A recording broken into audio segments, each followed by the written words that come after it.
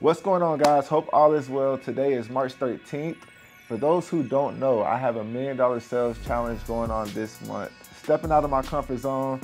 If you follow me on Instagram, we've been posting more content about this. I want to start getting my face out there more. I mean, there's plenty of product everywhere, right? But to me, it's much more than just selling a product. It's relationships. It's going in depth and being transparent about the industry. There's so much out there to learn that people don't know. Right now, we've been posting just numbers, you know, as far as where I'm at for the month, where I'm projected to be, but I wanted to switch it up a little bit. I want you guys to see every watch that I'm putting my hands on or drop shipping, whether it's another dealer shipping out for me, watch leaving this location. I want you guys to know price points, what they're selling for, what we're taking in trades for. I think that will help both parties. You know, you guys can get more knowledgeable in that area. And I think it will create some good content. So like I said, almost halfway through the month. Today being the 13th, I'm at 460. I did take a deposit last night on a rose gold brand new chocolate Roman dial day date. That watch sold for 44,000. So that's gonna put me, you know, a little bit over that 500K mark. I do have a couple more deals that I'm gonna be processing today. A big package tomorrow. I wanna explain and go into depth on that package once those watches, you know, are finalized. But that package is gonna be another 70K. So we have a lot in the pipeline, a lot of things working. And it's been challenging, but it's been fun. You know, going into this, let's just say on average, I normally do 600 to 700,000, you know, per month. So reaching out to $1 million, I've never done that before. I've gotten pretty close, but never hit $1 million. So I knew it was gonna be a little bit of a challenge going into this. Me, I'm always, I'm a pretty consistent person in sales, you know, so coming from the car industry, 20 cars, you know, I'll crank that when it's a slow month, fast month, on average, 20 car guy. Whereas you have some people hitting 40 cars, some people selling 10 cars. That was just my medium, but being consistent. It wasn't none of that up and down. One month you have a good month, next month a bad month. So I just, you know, took pride in that, but it's kind of it's a pro and a con to that, because when you have a new goal in front of you, you're used to doing all these things day in and day out, you know, to maintain that consistency. But now you have to challenge yourself and find something new to do. So it's like I was asking myself, what am I gonna do different to hit this $1 million goal? I can't do the same thing I've been doing. That's not gonna get me to that number. Relationships. You know, I think that me focusing and honing in on that even further has helped me tremendously. Referrals, repeat clients, you're not always gonna win that deal initially, but taking the time to make someone feel they're special when they come in, whether you know they're gonna buy or not, they walk out feeling good about themselves. They're gonna keep that in mind down the road, you know, when they do get ready to make that purchase. You know, it's not just about that initial sale. I know with me, I'm big on communication. You know, if I'm dropping off a piece or I'm working a deal, it's just something about being able to pick up a phone and send a text or a phone call. Not knocking, you know, authorized ADs and service centers, but you have to go through a chain, you know, to get the result that you're looking for. When I just like having that direct point of contact. So I just start taking my time, slowing down with each client as the month progresses, and man, from referrals to repeat, it's just been really taking off. I'm excited, man. I want to hit more than just $1 million, you know, just give it my all, see where it goes. I only can control what I can control, one day at a time, and we're gonna make the best of each day as it presents itself. If you guys wanna help me out in the challenge, once this video drops, we'll still be in the month of March, so feel free to call, text me, like, subscribe, comment below, go to Instagram, VictorBerry_GC. I post content daily, so every time watches are coming in, I'll just post a new inventory, and a lot of things get sold before they even hit the sites. I would say about 60% of our inventory. So don't just sit around, you know, looking on our site, because you're kind of getting the leftovers in a sense when so many deals are happening on a day-to-day basis and those watches don't get advertised. So feel free to reach out if there's a watch that you want you're inquiring about that you don't see on the site. Usually we can get those within 24 or 48 hours. And man, I'm looking forward to hitting this $1 million. Let's go. What's up, guys? We have a lot of watches in stock right now, so I wanted to showcase these 5 right here. The first one I wanted to showcase was the 25th anniversary yellow gold green GMT. I personally don't think these are talked about enough.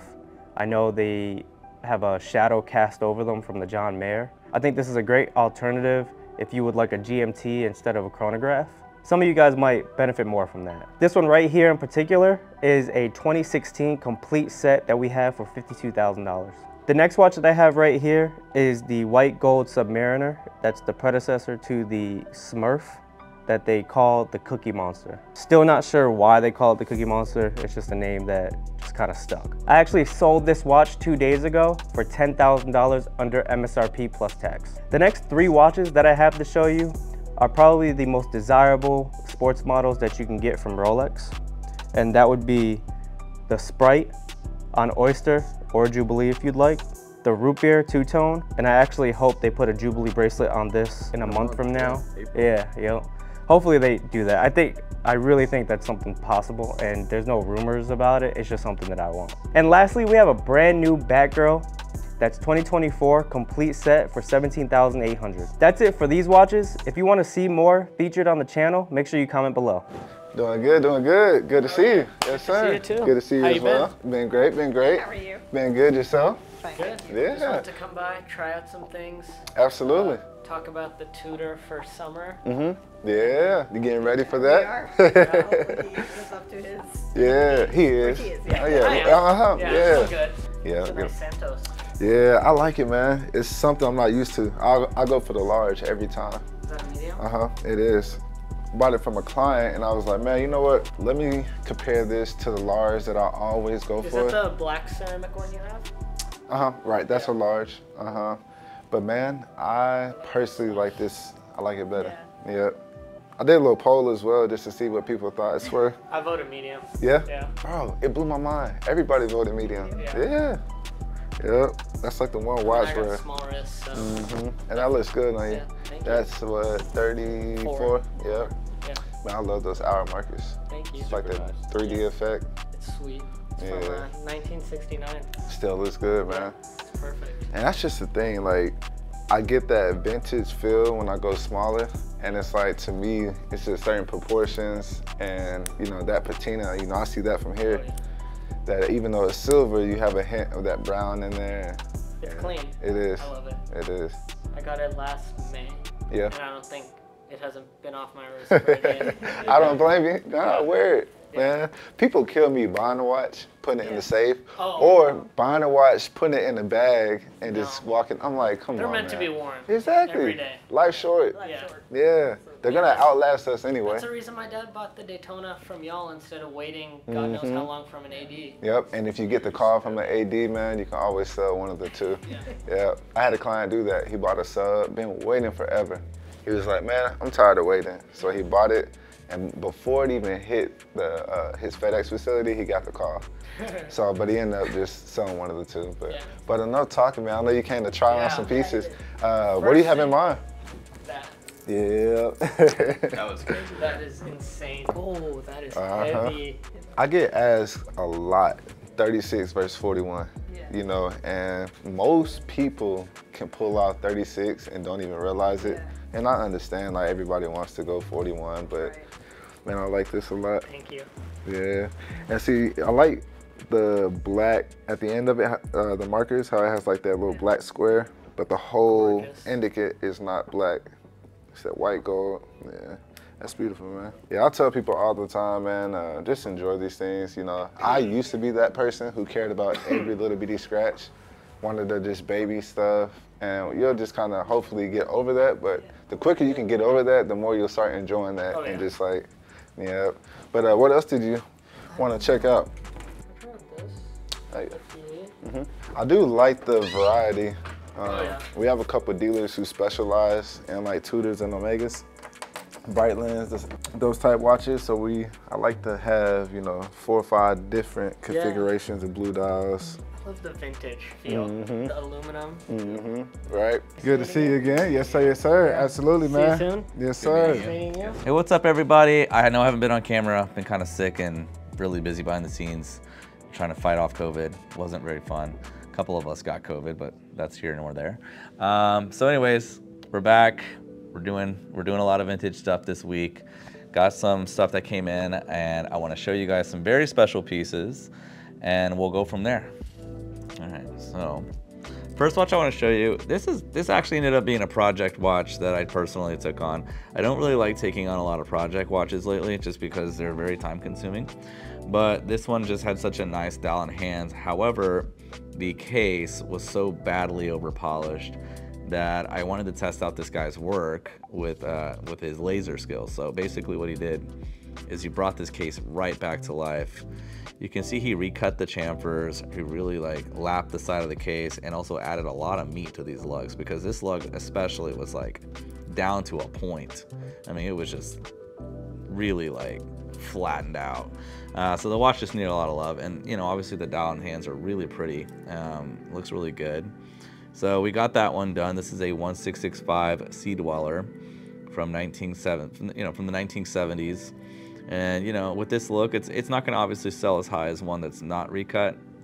I know obviously things like that, we have to consider that, you know, it is a compromised watch in a sense, but it's not compromised in a bad way. I would say it's compromised in a good way, where it really brought this watch back to life and now has many, many, many years of use that we can get out of this watch now. And it is waterproof, we did check that, so you can swim with this, you can wear this watch and really not worry about it, and it still looks really, really good on the wrist, and it's very nice. The case is now thick and even, it looks the part, so there you go. Nice. Yeah, it looks really good. It came out really nice. We obviously buffed out the crystal so you can see those nice dials, see that nice dial, see those nice hands. And yeah, so that's it. That's the first watch. The next thing I want to show you guys is the difference between a lemon dial and a champagne diamond dial on Presidents, because I have both and I've been asked quite a bit what are the differences. So we have them side by side to be able to show you, and this is going to really show off the major key differences. So the lemon dial on the right here is obviously like pretty rare in retrospect to just a normal champagne.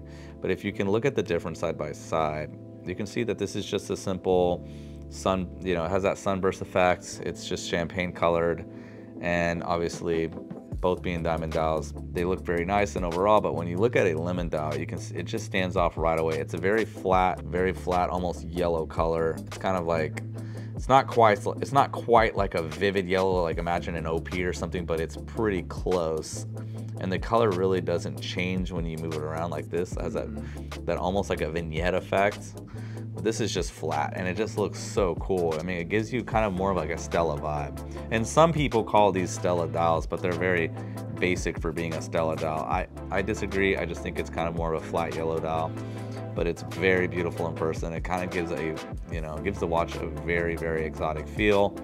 This is a 18038, so these dials are more commonly found in that series, and this is a 18238, but this dial is commonly found, you know, mostly in 18038s and 18238s, and all the way up to 11828. So you won't find these lemon dials really far into the 90s. They kind of discontinued them, I want to say around the 90s, early 90s. So just 2 dates to show, so you can see the difference. So the next watch I got here is a Blancpain Aqualung 2462 from the very late 50s or early 60s. I don't really know how to date this watch, but it does have a 4-digit serial number in the back, but I don't think that's, you know, going to be useful for dating it. But this is such a cool watch, and I'm a huge 50 Fathoms fan, and this one right here just really takes the cake for being, you know, rare, unique, and obviously like the grandfather to the 50 Fathoms, as this is the watch that kind of started it all. It just looks so cool and unique. It's very clean and simple, as it doesn't have a date on it, which to me just really makes this watch pop even more, just being so symmetrical. And for its time, this is a very big watch. This is a 41 millimeter. This is not your average size back then. This was like designed to be around a wetsuit, large and visible on the wrist. So as you can tell, this watch has definitely seen its day, as those hands have rusted to a really cool rustic look. You know, and obviously it's still very much in good shape. I don't think this watch has ever been polished. Every edge of it, it seems to be very crisp and pronounced. Only thing I will say is it looked like it got whacked pretty good some time ago. But otherwise, if you look at the case, I don't think it's really been polished. It's in really good shape. It looks like somebody added a much later rubber Blancpain strap. I'm not really sure what strap would have been worn with this watch. I imagine some type of diver strap, as this is a true dive watch. And what's really cool about this bezel here, it's either tritium or zinc sulfide. I'm still researching the watch a little bit, as it just kind of came in yesterday. The original owner of this watch is a huge collector of 50s and 60s watches, and he loves this style. He's also got a really cool Type 20 Breguet that we're gonna hopefully be looking into. That's from the same era, and that's a really also very, very unique watch, and a very important watch, as like this one itself. All right, so the last watch, saving the best for last. This is probably one of the most beautiful watches I've seen in a long time. I'm not a huge President guy, but this one makes a huge exception. And this is going to be a 90s date-8 onyx dial in incredible condition. You can just see this watch was really hardly ever worn. It is complete box and papers. And you can just see the case is just crispy. And it's kind of oxidized to almost like a copper color. It's not really yellow gold anymore. It's almost rose. I don't know if the camera's picking that up. Yeah. You can see just how, how much patina this has taken on and how little use. I mean, like, you see, this is typically, anytime you're buying a President, first thing anybody does anywhere ever is they'll take the watch and they'll do this, all right? They'll be like, all right, so that's how much life this band has left. So typically a dead band would just fall straight down. You'll see all the gap between the links. It's ugly. Typically you need to either replace the bracelet or send it off and get it repenned. But this one, you can just see the overall condition. It's never been polished. Every edge of this watch is super sharp. You still have the green case back sticker in the back. And when we do the test, it passes flying colors. That's great. And I mean, it's just such a gorgeous, gorgeous dial. And the biggest difference you're gonna obviously notice about an onyx dial is not only that it has no markers and it's just basically a clean slate dial. It's another thing you're gonna notice is the fact that it's so rich in person. The black is just extremely deep because it's a stone. It's not a painted dial or anything like that. It's a stone. So stone dials with Rolex, as you guys know, bring a huge premium. And this one's obviously no different. This one's probably going to be trading around 45 to maybe up to 50K, depending on the right buyer. But this is a true collector's piece, and this is something that anybody buys this watch, they're going to put away and cherish it for a long time. I don't even think anybody will ever wear this watch. I mean, I wouldn't wear this thing. It's just too nice. I guess the only way to wear it is take the bracelet off and maybe put it on a strap. That's the only way I'd feel comfortable even wearing it once. This bracelet's just too nice. I mean, you can just feel like each, the rigidness it's just so rigid and so clean. Yeah. Like it's not, I mean, it's not like, it's definitely been worn. It's not an unworn new old stock, but it's definitely never been polished, and whoever wore it probably wore it very, very, very sparingly. As you can just see, it's just really retained its, its condition. It's really retained its shape, and whoever wore it, they did a very good job of preserving the watch. So that is kind of what I've been working on this week since I've been back on the grind, trying to find more pieces. And today I'm just sporting a modern 126715 CH&R today, rose gold. This is like one of the few modern pieces that I like wearing. I just think it looks good on my wrist. It goes with my skin tone very well, and it's very, it gives me those old vintage GMT vibes a little bit with that brown bezel and that black bezel. Yes, sir. Yeah, and I definitely love the new. I want one for myself so bad.